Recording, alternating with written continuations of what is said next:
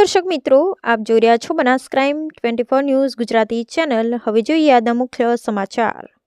ડીસા નગરપાલિકામાં દિવ્યાંગ અરજદારો માટે વ્યવસ્થા ઊભી કરવા માટે રજૂઆત કરાઈ। છેલ્લા કેટલાક સમયથી ડીસા નગરપાલિકામાં દિવ્યાંગ અરજદારો કામકાજ અર્થે આવતા હોય ભોગવી રહ્યા છે મુશ્કેલીઓ। ડીસા નગરપાલિકા દ્વારા કરોડો રૂપિયાનું બિલ એજન્સીઓને ચૂકવી શકે છે, પરંતુ દિવ્યાંગ અરજદારો માટે આજ દિન સુધી વ્યવસ્થા ઊભી કરવામાં આવી નથી। દિવ્યાંગ અરજદારોને લોખંડની સીડીઓ ચડી પાલિકા કચેરી ખાતે જવા માટે મજબૂર બની રહ્યા છે।